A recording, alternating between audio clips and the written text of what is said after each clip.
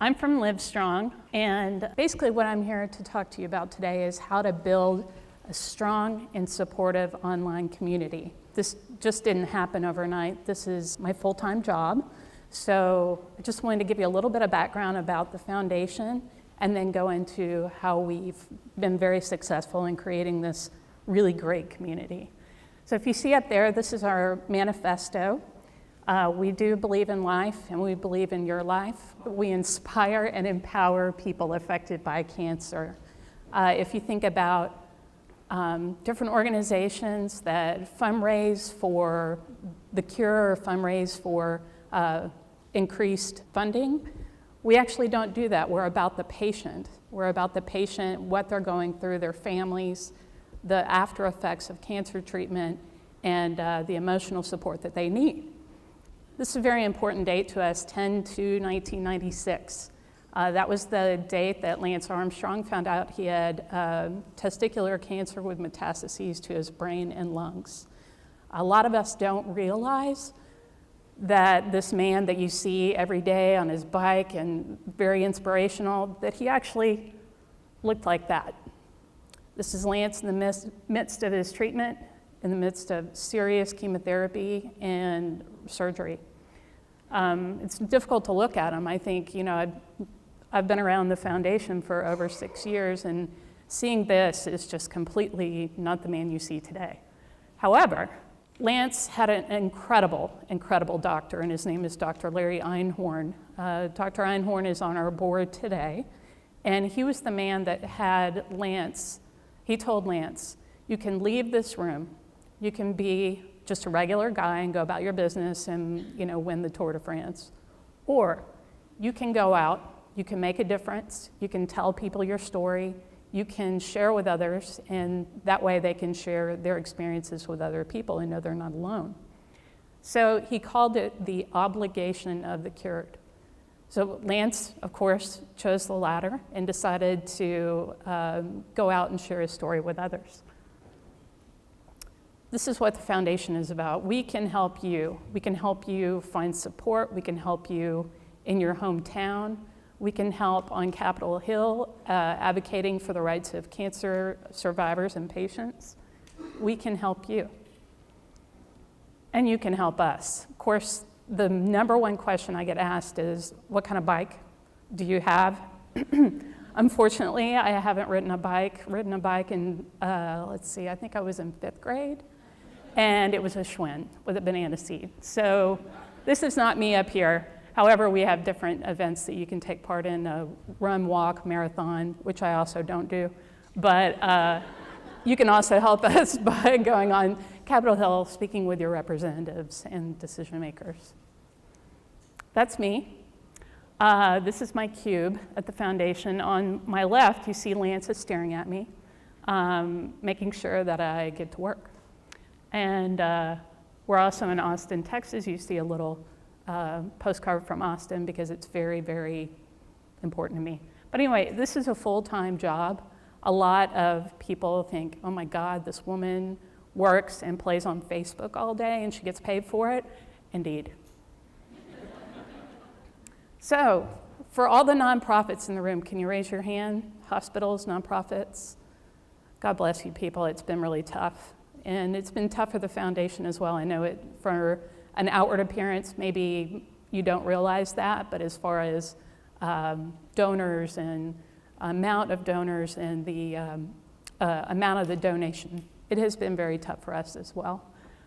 So with that said, social media is cheap, and it can really help you get out the message. The only thing that we pay for is a Flickr Pro account. It's $25 a year. And it's just a way for us to upload as many pictures as possible. So it's cheap. Everybody likes cheap, right? Yeah, nonprofits. So one of the most important things I think is to understand social media is to get your own. Get your own accounts, start to play around with it. If you're supposed to sell this to the man that be the man, if you're supposed to sell it to your executive director who's possibly older than E-Patient Dave, that has been around for years and years, has done the traditional way of things. Sometimes it's difficult to sell it. So number one thing, get your own. This is mine, my Facebook page. Feel free to ask me to be your friend. I don't know if I'll approve you all, but we can talk. So what do I talk about? What are you supposed to talk about on social media? It just seems like a completely narcissistic medium, which it can be. But what do you talk about when you're a nonprofit? There are all different things that you can talk about. And if you're out of ideas, you can definitely use Google Alerts, sign up for Google Alerts, talk about the old times with the foundation or your nonprofit, poll your peeps, which I always like, that put it out there. You know, whenever I don't have anything to talk about and I'm supposed to be working, I just put it out there. What would you like to talk about today? Or how do you feel about this article that just came out? Or what is your number one thing that you like to do for the foundation? And ask for feedback. That's definitely something that we suggest. Anybody have an idea what this is? It's people at a cocktail party, and they're enjoying their mojitos. So what do you do at a cocktail party? Are you going to monopolize the conversation or talk about yourself 24/7? No, because if you do, nobody will want to hang out with you and have mojitos. So what you do at a cocktail party is you listen and you engage. And that's one of the most important things in building an online community. Example of some good and bad things to do. If you think about Twitter, a lot of people use it as a medium to push out their press releases. And that's really not a great idea, because you want to be able to build this community, you want to be able to have a two-way street. So a bad example of a tweet would be at the top. Market testing showed need for ethnic diversity in puppets. And a good daily quiz, what is Murray the Monster's sheep's name on Sesame Street? This is actually something that I did for PBS. I didn't just make this up out of the blue. But so those are good example and bad example of a tweet. And does anybody know what Murray the Monster's pet's name is? Obahita? Anybody have kids? I'm sorry. No? Okay. So you're not a machine. Just like I was saying, this is, you have a personality. You have a personality, you also have a brand that you have to worry about, and you have an organization that you represent, but you're a person. You're not a press release pusher. You're not a machine.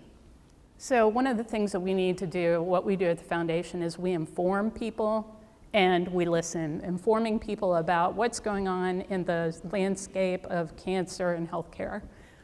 This is our VP of mission. He talked about the ABCDs of skin cancer. He's also a melanoma survivor. And also, let go of your brand.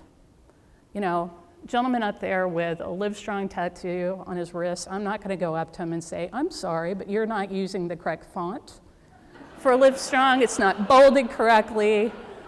Definitely going to have to get that removed and start over. And when you do, make sure to put the little TM on the top. So other things, make asks. Like I said before, sort of crowdsource. If you don't have anything to talk about, or if you want to engage with your community, make sure that you make asks and have people talk about what their cancer experience, and also bringing up some of the different organizations that you partner with. American Cancer Society has some amazing information online. A lot of people would think that the two groups would battle each other. We're looking for donors in the same space. It's actually, they do really, really, really great information. So there. Okay. Breakfast tacos, not breakfast burritos, breakfast tacos.